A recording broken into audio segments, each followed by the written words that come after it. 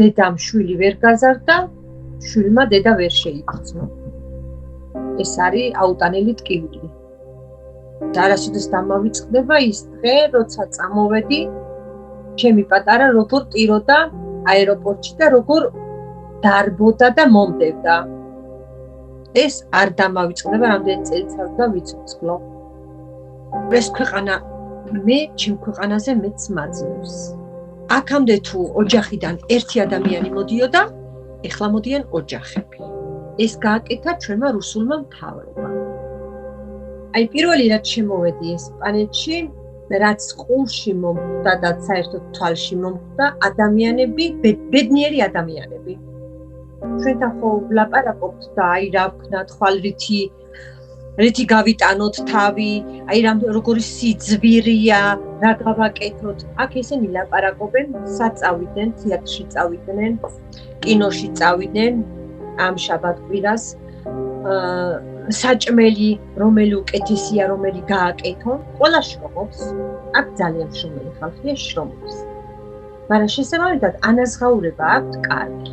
ჯანდაცვა არის უფასო. აქ არის ძალიან დაბალი პროცენტი. 2%-დან მაქსიმუმ 5%-მდე. პენსია აქ 2000-დან 3000. როცა ხედავ აქ როგორ ცხოვრობენ ადამიანები და როგორი სიკეთეები აქვს ყველა მხრივ. გამორიცხულია, რომ მოგეწონოს რუსული ხელისუფლება. გამორიცხულია ოლიგარქი, რომელიც დაგვაჯდა თავზე, იმაზე თქვა, რომ სწორად მიყავს ჩვენი ევროპული კურსი. ეხლა ბოლოს ვიყავი არჩევნებზე წასული და იმის იმედით კიდე რომ შევცვლიდით ამ რუსულ ხელისუფლებას. ჩემთვის ეს არის რუსული ხელისუფლება, სხვა არაფერი. დარეგისტრირება იყო კატასტროფა. ყველანაირად ხელს გვიშლიდა, რომ არ დავრეგისტრირებული ვიყავით.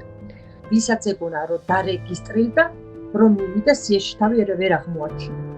ისეთი რთულია აქედან, აი მაგ ყველაფრის ყურება და ხარ უძლური, ვერაფერს ვერ აკეთებ. განსაკუთრებით ჩემთვის იყო შთამბეჭდავი ეს ახალგაზრდები. რომ ესეთი უშიშრები, ესეთი შეუპოვრები, რომ იბრძოდნენ, რისთვის იბრძვიან საკუთარი ქვეყნისთვის, მომავლისთვის და ევროპული მომავლისთვის. ვის უნდა ის ჭაობი, რუსული ჭაობი.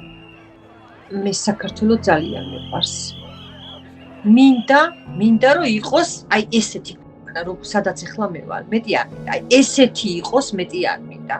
იმეც ვიტოვებ, რომ ის დღე მაინც გათენდება, რომ ერთხელაც გავიღვიძებთ ევროპულ ბედნიერ საქართველოში. და მაქვს მე მართლა, ოღონდ მართლა ახალგაზრდების იმედი. ესე ამ დონეზე ახალგაზრდების ესეთი შეტევა რუსულ ხელისუფლებაზე, რა ვიცი ხა 46 წლისა ვარ და ჯერ არ მინახია.